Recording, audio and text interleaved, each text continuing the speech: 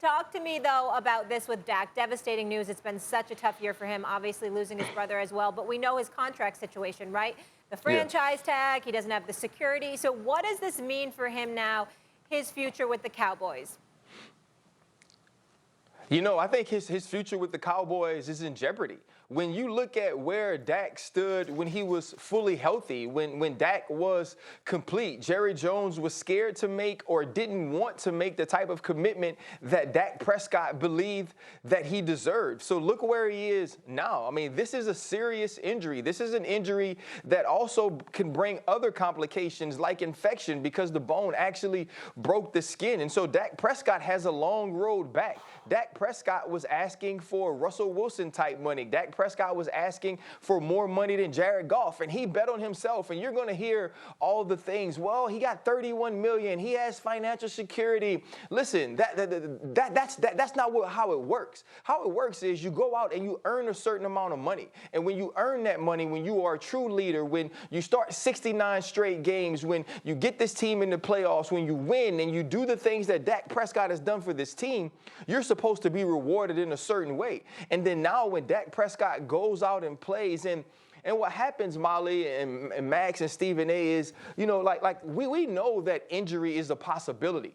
And you think, oh, you might sprain an ankle or you might hurt a knee, maybe a shoulder, but you come back. We never put ourselves in this position. And the position that Dak's in is tough. And I listened to Mike Tannenbaum talk this morning, and he said what he would do is right after the season, as soon as he can negotiate, is offer Dak an incentive-laden deal that could probably get him between $32 and $40 million.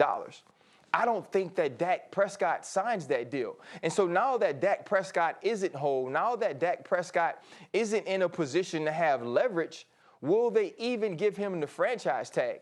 And so for me, what we know about the Dallas Cowboys is it was taking Dak Prescott to play outer-worldly to just keep them in games, and they had only won one. A team like the New York Giants that had only scored 3 touchdowns the entire year scores over 30 points. They will not be good. So Dak Prescott's best hope is that this team can't win games, that the Philadelphia Eagles win the NFC East, and Jerry Jones sees his worth, his value, not only as a player on the field, but a leader in that locker room. Because if not, I believe that Dak Prescott could be quarterbacking another team as soon as 2021. Rather than give an opinion here, I'm going to defer to you by simply asking you a question and giving you the floor to answer this, because Max and Keyshawn were on with me at the top of the show.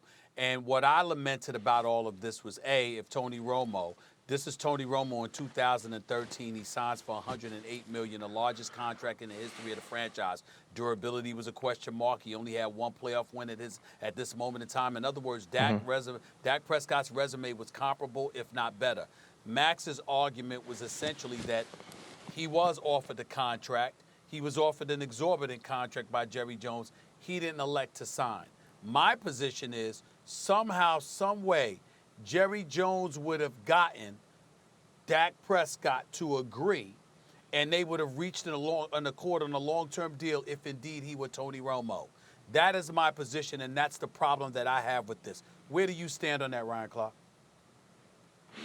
No, I agree with you. I agree that the affection, the type of relationship that Tony Romo and Jerry Jones shared is 100% completely different than how he feels about Dak Prescott. And I can't actually tell you why. Only Jerry Jones could tell you why. He doesn't believe that going the extra mile or stretching the extra inch for Dak Prescott is worth it. He doesn't believe that in bending over backwards or giving a little too much for Dak Prescott is not only the best thing for his team, which it seems that sometimes when Jerry Jones likes you or he has a personal affinity to you, he doesn't really care what it means for his team, whether it's Tony Romo, Jason Garrett. He seems to sometimes put that above what he feels is best for the business or the football success of the Dallas Cowboys. He doesn't feel that way about Dak Prescott. He has shown that to us. He has proved that to us. That's why I thought that winning games was so important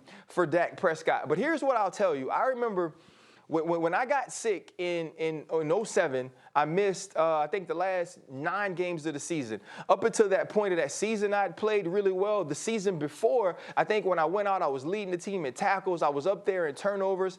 And I remember when I finally got healthy, at the time, I'm like 170 pounds, and they just cleared me to where I can work out.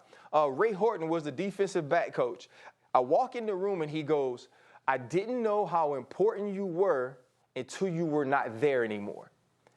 And from that point on, I'd always been fighting for a position. It was always a position battle. They left me alone, and it was my show, and I got to be who I was. Because of that, I got to be here. And that's all you can hope for Dak Prescott. Thanks for watching ESPN on YouTube. For live streaming, sports, and premium content, subscribe to ESPN+.